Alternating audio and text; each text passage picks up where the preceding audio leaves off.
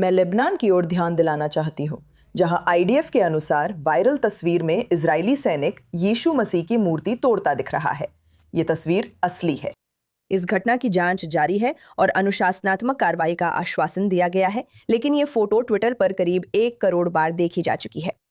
प्रधानमंत्री Benjamin Netanyahu ने इस कृत्य की निंदा कर इसे इजराइल के सहिष्णुता और आपसी सम्मान के खिलाफ बताया।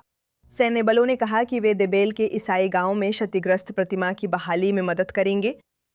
इस बीच लेबनानी सरकार और इजराइल के बीच कूटनीति आगे बढ़ रही है। गुरुवार को वॉशिंगटन में फिर से अमेरिका में इजराइल के राजदूत और उनके लेबनानी समकक्ष की बैठक होगी। लेबनानी राष्ट्रपति जोसेफ एलोन ने कहा, मैंने बातचीत का रास्ता चुना है और उम्मीद है हम लेबनान को बचा पाएंगे। हम सीधे i24 न्यूज़ संवाददाता बालिक स्लादीन से जुड़ते हैं। बाली, बातचीत गुरुवार को है। इजराइल और लेबनान या वहां के हिजबुल्लाह के बीच 10 दिन का युद्ध विराम लागू है। आगे क्या उम्मीद की जा सकती है?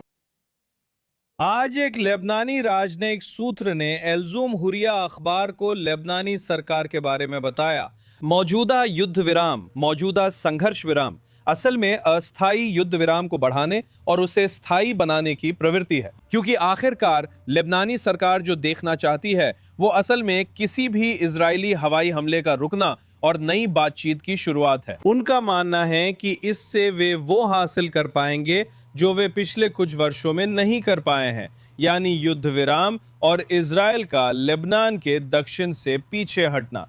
लेकिन इजराइल निश्चित रूप से अभी भी इसे हिजबुल्लाह के निरस्त्रीकरण से जोड़ता है। यह अभी भी स्पष्ट नहीं है कि यहां अमेरिकियों की भूमिका क्या हो सकती है। सुना है कि पिछले हफ्ते युद्ध विराम शुरू होते ही अमेरिकियों ने हिजबुल्लाह के निरस्त्रीकरण में ज्यादा सक्रिय भूमिका निभाई है। वे लेबनानी सरकार को बेहतर समझते हैं और वे वास्तव में दबाव डालने और लेबनानी सरकार को हिजबुल्लाह को निरस्त्र करने में मदद करने के लिए तैयार हैं।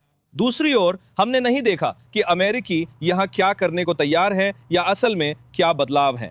जो हम देख रहे हैं वो असल में हिजबुल्लाह की मांगें और आज हिजबुल्लाह के बयान हैं, जिसमें वे एक बार फिर कह रहे हैं कि वे अपने हथियार डालने को तैयार नहीं हैं। ये बात लेबनानी राजनीति के एक सदस्य या असल में हिजबुल्लाह के राजनीतिक विंग लेबनानी संसद के एक सदस्य द्वारा कही गई है, जिसमें कहा गया है कि लेबनान के अंदर या बाहर कोई भी हिजबुल्लाह को असल में हथियार डालने के लिए मजबूर नहीं कर सकता। वे इजराइल से बातचीत नहीं, कुछ और चाहते हैं, बल्कि वे चाहते हैं कि इजरायली सैनिक लेबनान के दक्षिण से वापस चले जाएं और किसी भी अस्थायी युद्ध विराम या किसी भी प्रकार की शत्रुता रोकने के दौरान उन पर कोई भी इजरायली हवाई हमला न हो। असल में वे 7 अक्टूबर वाली स्थिति में लौटना चाहते हैं। ध्यान रहे, उनके हमले 8 अक्टूबर से शुरू हुए थे। उससे पहले दक्षिण लेबनान में इजराइल मौजूद नहीं था और हिजबुल्लाह पर कोई इजरायली हवाई हमला नहीं हुआ। यही उनका मकसद था। कम से कम अभी के लिए हम देख रहे हैं कि इजरायली पक्ष, लेबनान सरकार का पक्ष और निश्चित रूप से अमेरिकी पक्ष बिल्कुल भी हिजबुल्लाह की मांगों को स्वीकार करने के लिए तैयार नहीं है। वे अपनी बयानबाजी से तनाव बढ़ा रहे हैं, जिसे गृह युद्ध की धमकी माना जा सकता है। वे कई पूर्व प्रधानमंत्रियों का जिक्र कर रहे हैं जिन्हें पहले हिजबुल्लाह ने मार डाला था। ये वही बयानबाजी है जो हमने पिछले हफ्ते सुनी थी। लगता है वे इसी पर निर्भर हैं। बालिक स्लादीन, इन जानकारियों के लिए धन्यवाद। आपकी रिपोर्टिंग के लिए शुक्रिया। यहाँ स्टूडियो में वापस मार्क। मुख्य कूटनीतिक खबर निश्चित रूप से वॉशिंगटन में इन वार्ताओं के फिर से शुरू होने की होनी चाहिए। कुछ लोग कहेंगे कि एक और कूटनीतिक खबर सुर्खियों में है। वो है उन आईडीएफ सैनिकों की जांच जिन्होंने यीशु मसीह की इस मूर्ति को तोड़ा था, और हम देख रहे हैं कि इसका असर कूटनीतिक मंच पर कैसे पड़ रहा है। इजराइल के विदेश मंत्री और पोलैंड के विदेश मंत्री ने कहा कि इस सैनिक को सजा मिलनी चाहिए, लेकिन जिस तरह से उन्हें प्रशिक्षण दिया जाता है उससे भी सबक लिया जाना चाहिए। आईडीएफ सैनिक युद्ध अपराध स्वीकार करते हैं। उन्होंने फिलिस्तीनी नागरिकों और अपने बंधकों की भी हत्या की। इजराइल में ये बयान आक्रोश और निराशा ला रहा है, खासकर जब ये पोलैंड जैसे सहयोगी से आया। कूटनीतिक मंच पर इसका क्या असर होगा? ये वायरल छवि कैसे प्रभाव डाल रही है?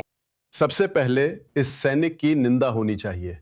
इजराइल के प्रधानमंत्री और विदेश मंत्री ने भी इसकी निंदा की है। ये हमारे दुश्मनों को हथियार देता है और ये गलत भी है। हाँ, ये बस गलत है। दक्षिण लेबनान में हमारी समस्या शिया समुदाय से है। ईमानदारी से कहें तो हिजबुल्लाह भी उसमें शामिल था और वही उनका मुख्य ठिकाना था। और हमने लोगों से, सियाओं से लड़ाई की वजह से दक्षिण लेबनान छोड़ने के लिए कहा है ताकि वे खुद को बचा सके। उन्हें गोलीबारी की चपेट में नहीं आना चाहिए। उन्हें हिजबुल्लाह की सैन्य मशीन के लिए मानव ढाल नहीं बनना चाहिए। लेकिन हमने दक्षिण लेबनान के द्रूज और ईसाइयों से बाहर जाने को नहीं कहा, क्योंकि उनका हिजबुल्लाह से वैसा संबंध नहीं है।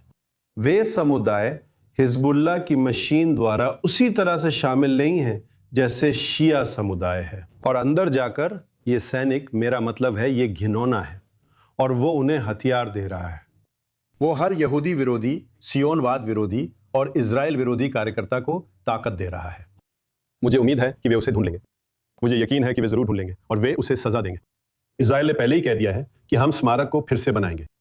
लेकिन आप जानते हैं, कोई कहता है अगर कोई पत्थर फेंकता है और खिड़की तोड़ देता है तो खिड़की तोड़ने में 1 सेकंड लगता है, लेकिन उस खिड़की को बदलने में बहुत समय लग सकता है। नुकसान हो चुका है। सबसे अहम बात, इजराइल ने खुद को घटना से अलग किया, उसकी निंदा की और कहा यह इजराइल नहीं है, ये सैनिक नहीं। लेबनान में एक सैनिक, ये समस्या है, क्योंकि वो आईडीएफ की वर्दी पहने हुए हैं, हाँ, लेकिन वो इजराइल राज्य की ओर से काम नहीं कर रहा था और उसे इसके लिए अनुशासित किया जाएगा और उसे इस कार्रवाई के लिए सजा दी जाएगी। ठीक है, निश्चित रूप से ये कुछ ऐसा है जो हमें कई अलग अलग अधिकारियों की ओर से भी यही देखने को मिल रहा है। अब लेबनान में युद्ध विराम लागू हुए कुछ ही दिन हुए हैं, लेकिन जमीन पर हकीकत बिल्कुल अलग दिखती है, क्योंकि आईडीएफ के सैनिक देश के दक्षिण में गहराई तक लगातार अभियान चला रहे हैं। अंशालोम ये तक हमारे i24 न्यूज हिब्रू चैनल से जानकारी लाए हैं। जबकि उत्तरी इजराइल में आसमान शांत है, नुकसान पहले ही हो चुका है। पिछले 2 साल से खाना बदोशों की तरह रह रहे निवासी 10 दिन के लेबनान युद्ध विराम के बावजूद अब भी नाराज हैं। आपने हमें एक निश्चित जीत दी। आपने हमें पूरी जीत का वादा किया था। कहा था हिजबुल्लाह अब नहीं रहेगा और बच्चों को शरण स्थलों में नहीं भागना पड़ेगा। हमारे शहर में करीब 5000 अपार्टमेंट अब भी असुरक्षित क्यों हैं?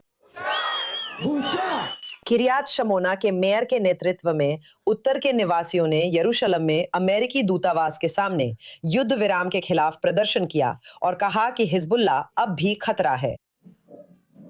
आईडीएफ को क्यों रोका जाए? मैं अपने घर में सुरक्षा चाहती हूँ, मैं अपने बच्चों के लिए सुरक्षा चाहती हूँ। समझ नहीं आता कि बार बार शेल्टर में क्यों जाएं। मुझे सब कुछ रोकना होगा। मेरा व्यवसाय और बच्चों का स्कूल छोड़ना, हम आगे नहीं बढ़ सकते। उत्तरी इजराइल में 60,000 से अधिक लोग विस्थापित हुए, जिन्होंने अपने घर और सामान रॉकेट व ड्रोन से नष्ट होते देखे। कुछ लोग लौट आए। हिजबुल्लाह और ईरान के खतरे के चलते वे कभी चैन से नहीं रह पाएंगे। ये युद्ध विराम असली नहीं है। हिजबुल्लाह से युद्ध जारी है। गजा में हमास खत्म नहीं हुआ। हमारे लिए भी यही हाल है। जब तक उनके पास ईरान से फंडिंग है, हिजबुल्लाह हमें डराने धमकाने के लिए जिंदा रहेगा। मतुल्ला में तबाही के बीच इजरायली झंडे गर्व से लहराए जा रहे हैं। ये शहर जो 3 तरफ से लेबनान से घिरा हुआ है, अब भी तनाव में है। निवासी और व्यवसाय मालिक इंतजार कर रहे हैं। अभी फिलहाल शांति है। अभी युद्ध और रॉकेट की आवाजें थमी है, पर मुझे नहीं लगता कि आगे शांति रहेगी। 1 साल 2 महीने पहले हमें फिर से शांति का वादा किया गया था। अब भी वैसा ही दिखता है जैसा तब वादा किया था। हिजबुल्लाह अभी दक्षिणी लेबनान में है, लेकिन उत्तर के लोग अब भी मजबूत और दृढ़ हैं, अपने बच्चों और आने वाली पीढ़ियों के भले के लिए आगे बढ़ते रहने के लिए। हमारी दृढ़ता पर कोई समझौता नहीं हो सकता। इन बहादुर निवासियों ने आपकी वजह से 1.5 साल खाना बदोशों की तरह भटकने के बाद 50 दिनों तक आसान निशाने बनकर बैठे रहे। वे असली हीरो हैं। हमारे बच्चों को किलेबंदी की सुविधा वाले अच्छे स्कूलों की जरूरत है। प्रधानमंत्री जी, ये आपकी जिम्मेदारी है कि आपने जो खामियां उनके लिए पैदा की हैं, उन्हें दूर करें, क्योंकि इतनी लंबी लड़ाई के बाद भी कोई उपलब्धि नहीं मिली।